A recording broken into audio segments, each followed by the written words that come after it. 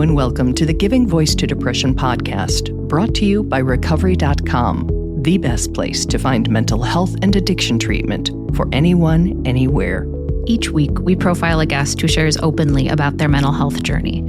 They share because they understand that when people don't talk about their depression or other mental health conditions, those of us who do struggle with them can feel like we're the only ones, that there's something wrong with us, and that no one understands. We understand.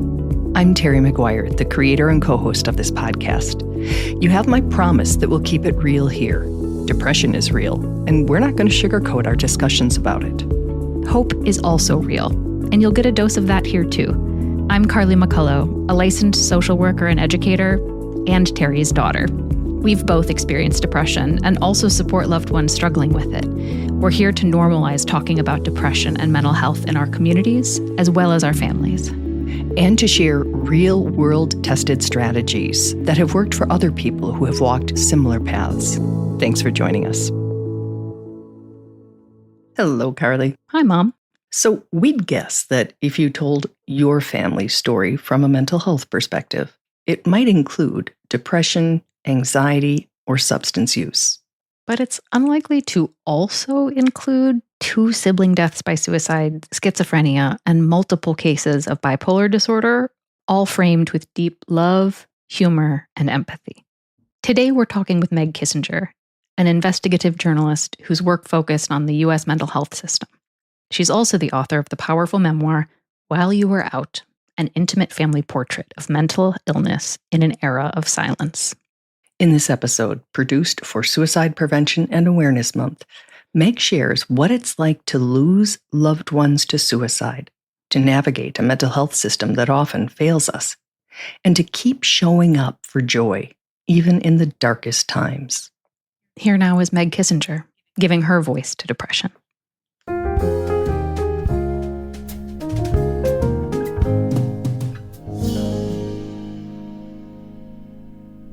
So you have a powerfully unique perspective from your own lived experience with your family, and then having been a Pulitzer Prize finalist reporter who really dug into the mental health system or the, system in this country. Right. And I'm wondering what you have come to understand that you really wish the world did about mental illness.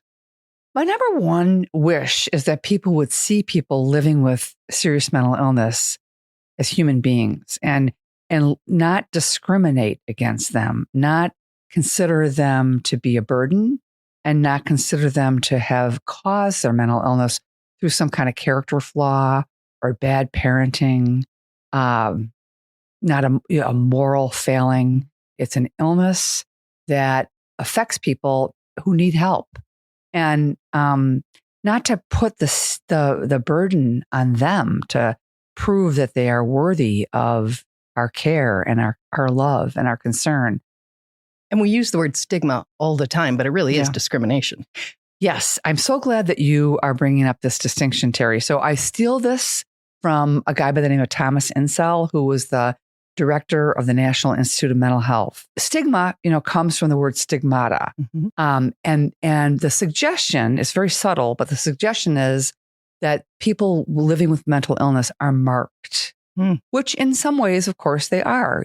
They're treated very differently. But I think where you can kind of really get people to change the way they think about those folks is when you shuffle that or calibrate that view into discrimination. And so which ways do we deny people their full dignity and their full humanity? That shifts the spotlight then on the people who are doing that injustice. Yeah. And then we're more likely to respond to that and insist on better treatment. Good.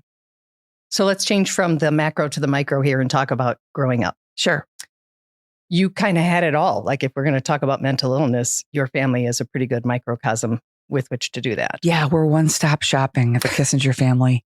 As the 4th kid in a family of 8 kids, we were born within, bang, bang, bang, the old school Irish Catholic way. Yep. And my mother struggled with depression. and anxiety. Of course, we didn't know those were words that were never spoken in our house. And we were never like sat down and told that. It's just what we observed. So it took a long time to kind of suss out like what's going on. And why is it when I come bounding down the stairs, when I'm 6 years old looking for cream of wheat, it's my grandmother at the stove and not my mother because she is mysteriously gone and they won't tell me where she is or why. And then of course, your imagination runs wild and you think, what did I do to make my mother go away? So that was just how I was raised. And my father had what we now know to be bipolar. Again, words never spoken in our house, but just erratic behavior, not knowing from 1 minute really to the next. And then along as we grew up, one by one, many of us, felled by one form. Bipolar is the biggie in our family. We kind of have a corner in the market on bipolar. But in some more, not everybody, but many, and some more involved than others. And then, as I mentioned before, 2 ended up taking their own lives. So yeah, we had a big full dose of it. When discussing her family, Meg always makes the point that in addition to mental illness, there were also big, full doses of love, humor, and fun. But I'll tell you something, Terry, this sounds so weird, but it's very true. I feel like I had a great childhood. And I know that sounds crazy, but no pun intended. But I really enjoyed our family life. My brothers and sisters and I were very close. We care and we love each other very much. Our neighborhood was a blast. I mean, we had a lot of fun at our house. So as a kid, we kind of didn't know what we were going through. And it wasn't really only later as, we got increasingly more dinged up by it that I came to realize like, whoa, this family has a heaping helping of what a lot of families go through. While heaping in nature, Meg says at the time she did not realize how out of the ordinary her family's experiences were. It was just what she knew. Nancy had suffered from very serious depression. She had a mishmash of diagnoses. Back in the day, it's not like they're much better now, but mental illness is often diagnosed as a cluster of symptoms, right? So she was floridly suicidal, and she hallucinated at some points. She was on major medications, Thorazine and Haldol. I mean, literally rendering her like a zombie. But she'd had many, many, many suicide attempts, so many that we kind of lost count. And we were anxious. We were walking around on eggshells, nervous about when would this be the day that it would happen, or would I be the one to find her? So when she finally did die, it was a shock, but not a surprise. And that night, my dad gathered us all into the living room and, looked at us sternly and said, if anybody asks, this was an accident, which of course is a scary thing to hear. And the takeaway is that this is something to be ashamed of. And he was ashamed, but he was also scared, and reasonably so. He was afraid that my sister would be denied the dignity of a Catholic funeral and burial in our family's cemetery plot. So that put a lot of pressure on us. And, my dad was a wonderful, loving person, but that was the era that we grew up in, and that was the ethos of the day. Nearly 2 decades later, the family would be rocked again, this time by the suicide of Meg's brother, Danny. She recalls an exchange they had a couple years before his death. And we were walking along the beach, the shores of beautiful Lake Michigan. And he turned to me and said, sometimes I just don't feel like being alive anymore. I really think it'd be better if I was dead. And I was so shocked by that, and we'd already lost our sister Nancy to suicide. And I was just kind of like I was burned out on the empathy I was needing to exhibit at that time. But I just turned to him and punched him in the arm and told him to shut up. Well, that's not helpful. I mean, later I regretted that, and I did have conversations with them, and ultimately we got him in to see somebody, a professional. But that's really something that we all can do, is to learn how to sit with the discomfort of somebody talking about how unwell they're feeling, and give them space, and give them, without judgment, give them a compassionate ear. So, knowing what you know now, walking along the beach with your brother, he says that, what would you say? I'm so sorry. And that's it's understandable. And it's normal. A lot of people feel that way. You're no different than, I'm sorry you're going through that. You can come out on the other side. You're going to feel better. I'm here for you. There's a lot of really good things you can say. Yeah. Shut up is not one of them. We include this exchange in the hopes of comforting you a bit if you carry any guilt about something you did or didn't say or feel around a loved one who is struggling. And to point out that even if you don't have the training, comfort level, or bandwidth to have a discussion when it comes up, you can often still double back and touch base after you've had a bit of time to process the situation. So you wrote a book, and one of the things that really stood out to me was that every single one of your surviving siblings not only gave you the green light to go ahead and tell their story too, right, but you were given access to medical records, police records. You were allowed to interview some of their friends and be the reporter that you are and the sister that you are. That kind of buy-in was fascinating to me because you were reporting on all of your lives. Right. It was imperative to me that I have their buy-in. Yeah. They were very, very encouraging, and it was, to me, nothing short of heroic for them to have the trust in me that I was going to tell this story the way it needed to be told, which, by the way, meant basically embarrassing all of us. We had to plow through some gut-punching moments in our family, and no one was spared. I mean, everybody was under the hot light and shown in all of their humanity. Shown in all their humanity. Boy, let that phrase settle in for a minute. Imagine how different the world would be for those of us who live with mental illnesses or mental health conditions if that is how they were understood. So to me, why this story needed to be told is so that people will feel less alone. I mean, it's a scary and awful thing to go through, losing siblings to suicide, losing a family member to suicide, or growing up in a family with so much mental illness. And so if we can kind of come together, we could take that temperature down and just try to normalize it and have these conversations that are going to be helpful and not meant to throw labels at people and keep people apart, then that's what I was really aiming for. Well, there's also the aspect when I think of not sharing the story, sometimes even within your own family, right? You're not acknowledging, like, why is dad mercurial? Right. Like there's a name for that. Right. It's our medical history. So when we go to the doctor and they say, do you have a history of heart disease? You usually know the answer. Right. But when they ask about mental health, sometimes like, I don't know. Nobody talks about it. Well, I have my sister Patty, the one just down from me in line. She is a renowned scientist. I'm very proud of her. And Patty always says, we hunt for symptoms of illness. And this is how we identify these clusters. And this is how we look to find causes and cures, even more importantly, cures. So how the heck are we ever going to get on top of helping people with these big time illnesses of depression, anxiety, schizophrenia? If we don't talk about it, if we're silent about it, then we're not gonna understand it. So let's talk about the people who don't talk about it. Yeah. And the people, whether it's by choice or programming or whatever, or they've been told straight up, like that's not something to share outside of this. Give it to God. Yeah. Just keep this private stuff in the house. Right. Whatever the reason might be. Right.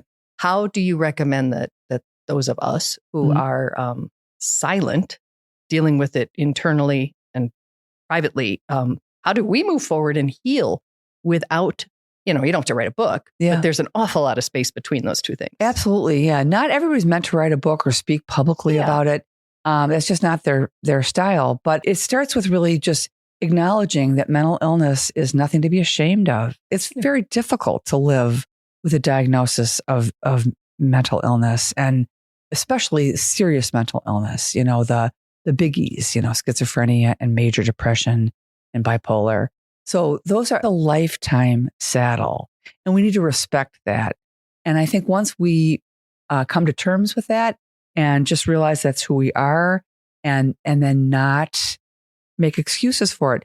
Which is a lesson Meg says she learned from her brother Jake, who lives in a group home for people with serious mental illnesses. He just never apologizes for that. And he never flinches from talking about the struggles that he's up against. He's not standing on the corner announcing it, but he is just very open about it and has really taught me that that's nothing to be ashamed of, and just you are who you are. So I just think if more people kind of took that example and went with it, they'd be better. I think just knowing that you're not alone at all. There's many, many people who are going through what you are, and we're in it together, and stand up for yourself and ask what you need. I really think, Terry, people have such a hard time asking for help. Oh, yeah. That Beatles song about in the end, the love you take is equal to the love you make. Yeah. I just, that really is, it's just important to know how to be humble and courageous enough to say, I'm having a hard time. I need help.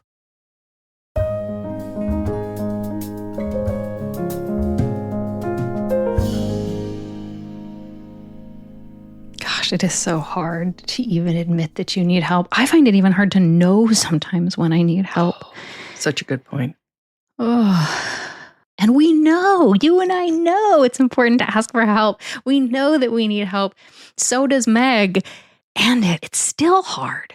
Even if it's something you talk about all the time. Yeah, you talk about this for a living. Yeah. And it's hard. Yeah. Well, one of the things that I just want to name that is so cool is that, Meg decided that she wanted to tell her story. And one of the things she says is that it was a little embarrassing for all of them to have the stuff out there. And yet she also named in your interview that it showed her family in all of their humanity. That phrase, I'm so glad you picked it out. It wasn't all their flaws. It wasn't all their weakness. It was in all their humanity. Yes, that's what it is. It's their humanity. And anybody who's pretending they don't have stuff in their house is pretending. Yeah. I think terms like authenticity get thrown out a lot these days, but being seen in all of our humanity at the individual level and the family level, it's totally vulnerable. Yeah, it's totally embarrassing. And it's also really powerful. Yeah. It's being seen in all of your humanity seems like it would be the most humiliating thing ever. And I think that that's where some of our brains maybe get stuck. It feels sort of like the emperor has no clothes, maybe. But it's also showing everything that's right about your family, everything that's healthy and powerful. And Meg does such a beautiful job of holding the both and of her family, and the pain and the joy and the humor and the deep connection. Yeah, it just reminds me of how resilient people and families can be when they talk about what's happening. That there is it's a horrifically high limit as to what humans can endure if they can talk about it with the people they love and they're going through it with. And she's my generation, not yours.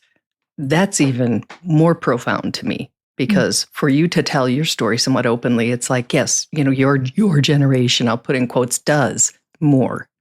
But I just found it so refreshing. And also, I have to say, her family's story is a lot. Yeah. And I listened to it on an audiobook first, then decided I wanted to interview her. So I read it and I was like, I could only do it in little bits. And I was just reading it, not living it.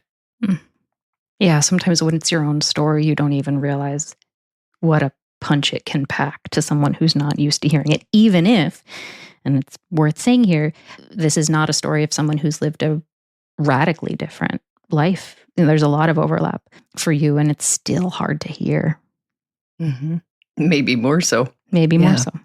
We've often talked about breaking the stigma or breaking the cycle one person at a time. And it seems like in her family, they're choosing to do it a generation at a time.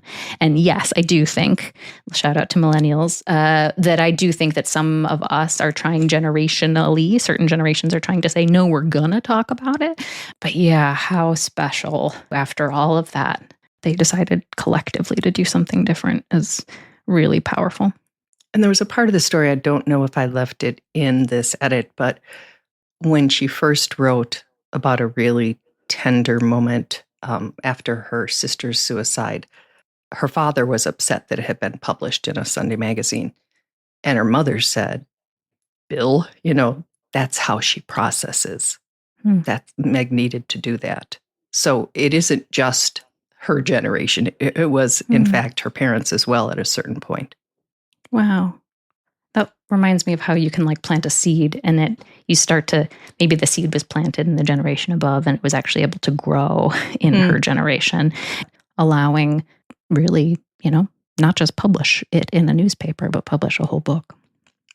And I'll say this, but I don't know if I can leave it in, but it is in such stark contrast to my/our family's experience, where one of the reasons I started this was 2 suicides in our family, which I have very explicitly been told not to talk about, even in the context of having a suicide prevention and depression awareness podcast. So it's not an assumption that can be made or a universal truth that, hey, we let people process things the way they need to process it, and this generation or that generation is more comfortable.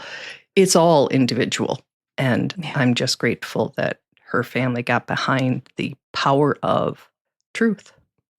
Yeah. One of the other parts of her story that she shared with you was about saying the quote unquote wrong thing to her brother at a walk along the beach. And I think that those are really important stories for us to hear. She says, all we can do is to learn how to sit with the discomfort of somebody talking about how unwell they're feeling and give them space without judgment and give them a compassionate ear. And I think that is so true and so profound and so much easier said than done. I'm going to jump in because easier said than done, but also easier than what we might think we have to do. Because if we think we have to say the right thing, if we think we have to, suddenly become a psychologist or a whatever specialist in whatever they're feeling or experiencing, shut up and listen. Yeah. Don't challenge them. Don't say, but you have so much to be grateful for. Don't say, how could you be sad? Listen to them. And I have now interviewed dozens of attempt survivors and said, what would have helped? What would have mattered? What could someone have done? Listened. They could have listened. That's really what I hear over and over and over again. And if we can all learn that's what's needed, that's what helps. And sometimes, you need care. I mean, there can be emergency situations too. But upstream, listen, acknowledge you're feeling what you're feeling and it's real. That might be an easier lift than what we think. And I say that as someone who trained to work on a crisis line and was afraid to pick up the phone. So I totally understand the fear, and I was trained. Yeah, the stakes feel really high in those moments. The stakes feel really high. Yeah. And they are sometimes. I heard this thing that is true in sort of crisis situations like the ones we're talking about, and also not. And it's kind of easy to remember. And so it's something that I want to just offer as a reminder for myself and maybe a reminder to you. I actually think you and I have gotten better at this over the years, which is asking someone, do you want to be heard, helped, or hugged? Lovely. And sometimes I'll call and you say, do you want my help and advice, or do you just want me to listen? And sometimes I just want you to listen. Right. And unfortunately, we live too far away for me to get a hug. But I think in those moments where we either feel like we put the pressure to say the right thing, really scared about saying the wrong thing, and usually what's happening inside of our bodies is like we're sort of panicking, right? It's this what? We're activated that having, first of all, again, an invitation to silence, that also part of hearing is just letting it be quiet after someone shares it. Yes, validation or acknowledgement are hugely important. I'm so sorry. Yeah. And also just like, sometimes I think it doesn't even have to have words. Mm-hmm. Mm-hmm. Whoa. I really think breath, nonverbal. I don't think we have to have language for it, that there is just a universal empathy piece. And then, which would create the space for them to continue to speak to, yeah, if they wanted. Or know that what they said isn't too much for you. Mm. So even if that person doesn't keep talking, that you're just there with them. You're just there with them in the quiet, in the heavy, in the feeling. And you're not trying to fix it. And you're not trying to make a joke about it. And you're not telling them to be grateful. You know, all the things you're not doing, it just creates an opening. So heard, helped, or hugged can be really powerful. It's a good trio. So thank you so much, Meg, for bringing your joy and your truth and your story again to us and our listeners. Thanks, Carly. Thank you, Mom.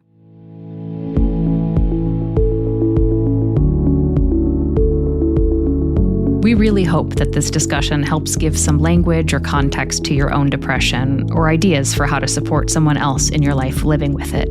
We invite you to check out the hundreds of episodes in our archive and to explore both the Resource Hub and treatment options on recovery.com. Depression is too dark a road to walk alone. We'll be back next week.